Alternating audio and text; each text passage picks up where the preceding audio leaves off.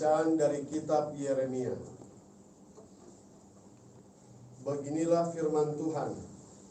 Sesungguhnya waktunya akan datang bahwa aku akan menumbuhkan tunas adil bagi Daud. Ia akan memerintah sebagai raja yang bijaksana dan akan melakukan keadilan serta kebenaran di negeri. Dalam zamannya Yehuda akan dibebaskan dan Israel akan hidup dengan tenteram.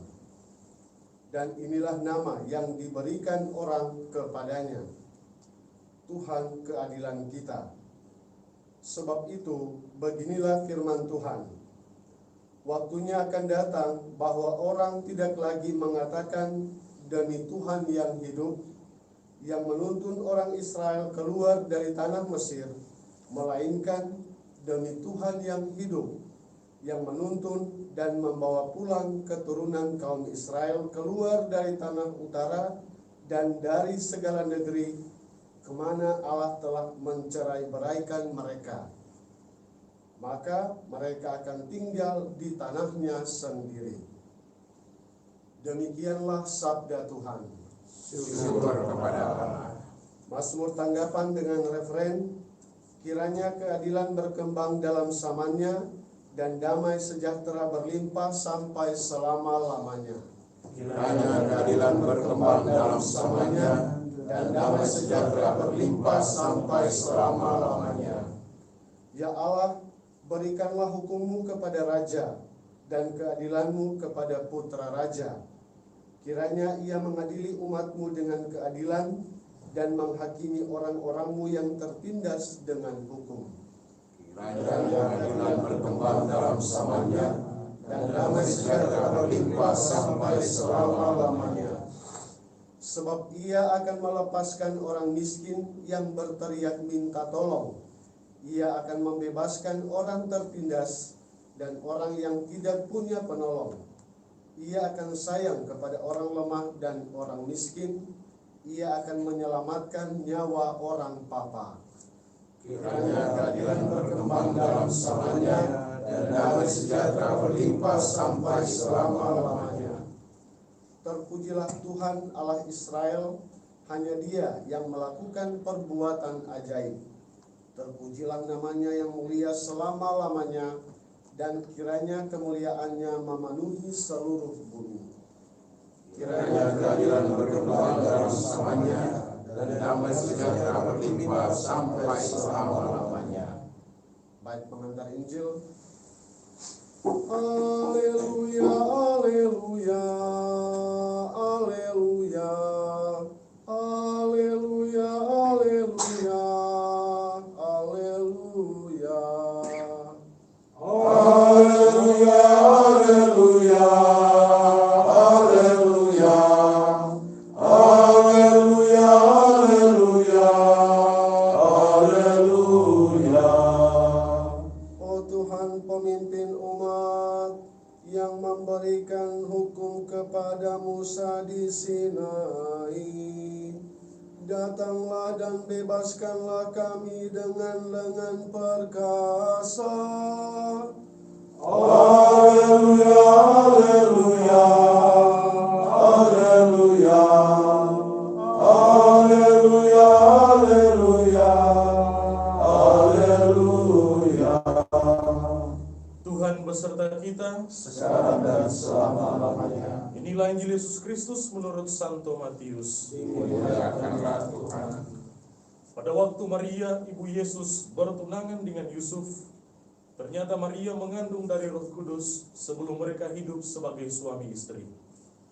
Karena Yusuf suaminya seorang yang tulus hati dan tidak mau mencemarkan nama istrinya di muka umum, ia bermaksud menceraikannya dengan diam-diam.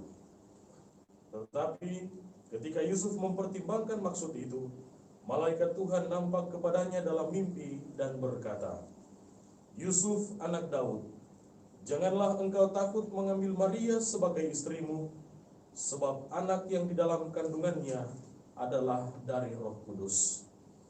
Maria akan melahirkan anak laki-laki, dan engkau akan menamai dia Yesus, karena dialah yang menyelamatkan umatnya dari dosa mereka." Hal itu terjadi supaya genaplah firman Tuhan yang disampaikan oleh Nabi. Sesungguhnya anak darah itu akan mengandung dan akan melahirkan seorang anak laki-laki, dan mereka akan menamai dia Immanuel, yang berarti Allah menyertai kita. Sesudah bangun dari tidurnya, Yusuf berbuat seperti yang diperintahkan malaikat Tuhan itu kepadanya. Ia mengambil Maria sebagai istrinya. Demikianlah sabda Tuhan. Terpujilah Kristus. Dalam nama Bapa dan Putra dan Roh Kudus. Amin. Singkat saja ya. Tadi kita dengar dalam bacaan Injil 1 Yosef atau Yusuf. Garis bawahi dalam bacaan Injil itu sebuah sifat yang luar biasa dari satu Yusuf adalah ketulusan hati. Tulus hati. Tidak ada kemunafikan, tidak ada dusta di dalam dirinya. Ada satu spontanitas. Saudara sekalian, 45 tahun saya sebagai imam. Satu hal yang saya coba perjuangkan sampai saat ini adalah jangan ada dusta. Jangan ada dusta. Karena dustalah yang menghancurkan panggilan seseorang. Dan kita sudah lihat contoh ya, bagaimana banyak imam akhirnya tergelincir, akhirnya menghancurkan panggilannya. Dan selama saya menjadi uskup, saya juga melihat hal ini. Mereka yang tergelincir itu pada umumnya karena terlalu banyak dusta, tiada ketulusan hati.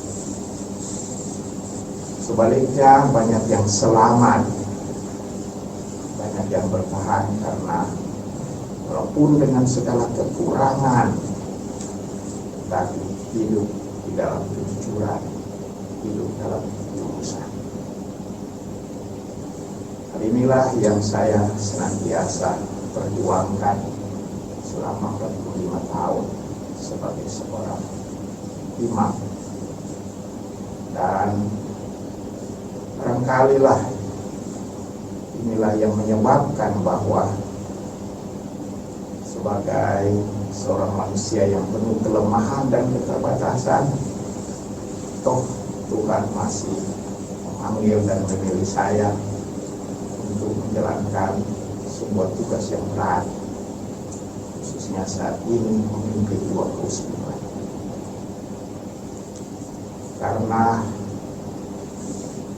keterbukaan hati, ketulusan, sudahlah Tuhan sudah memanggil dan memilih saya berangkat menjalankan tugasnya.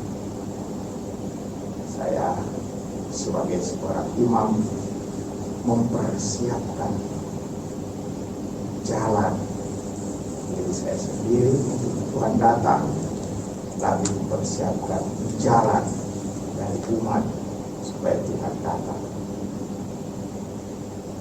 Paus Benediktus pada peringatan 150 tahun imam yang suci, yakni Santo Yohanes Maria Vianney, Paus Benediktus mengatakan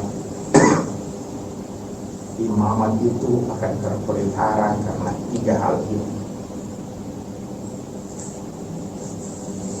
firman, ekaristi, dan yang kemudian adalah kelembutan terhadap orang-orang yang tersingkir, orang-orang yang terluka.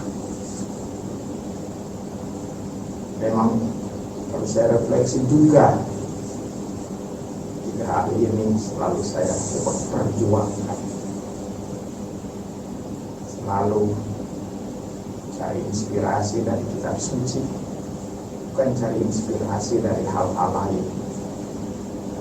Memang saya mengatakan seringkali banyak pepatah yang saya baca, banyak hal-hal indah yang diwariskan oleh banyak tokoh dunia, tetapi selalu kembali ke kitab suci, firman. Tapi yang kedua juga Ekaristi, tidak pernah terlewatkan untuk merayakan Ekaristi, kecuali ada banyak halangan, tetapi tetap berjuang merayakan Ekaristi. Saya selalu teringat akan Monsignor Antonius Subianto yang memberi contoh juga kepada saya.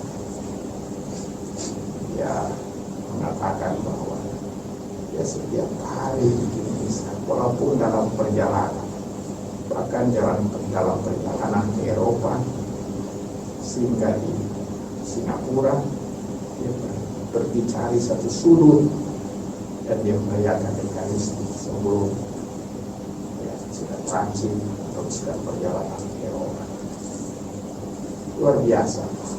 Tapi mungkin sama dengan saya, walaupun saya tidak sehebat dia, melihat Ekaristi sebagai kekuatan dalam Ekaristi kita menemukan kembali imamat kita.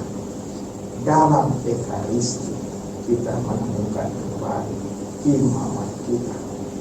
Karena itu, kalau kita tidak merayakan Ekaristi, maka kita seringkali tidak melihat lagi mana imamat kita.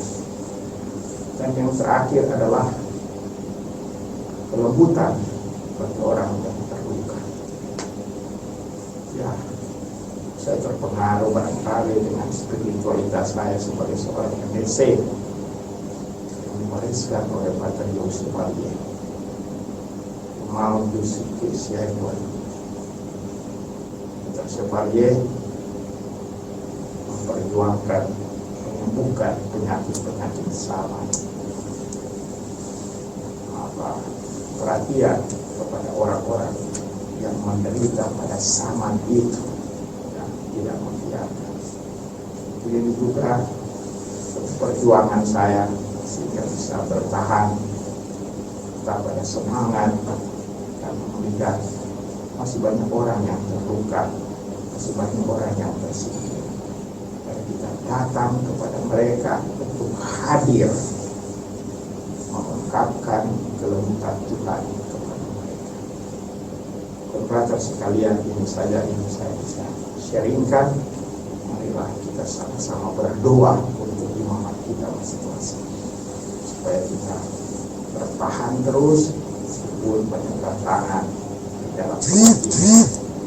Kita senantiasa bahagia dengan imamat kita. Semoga demikian. Amin.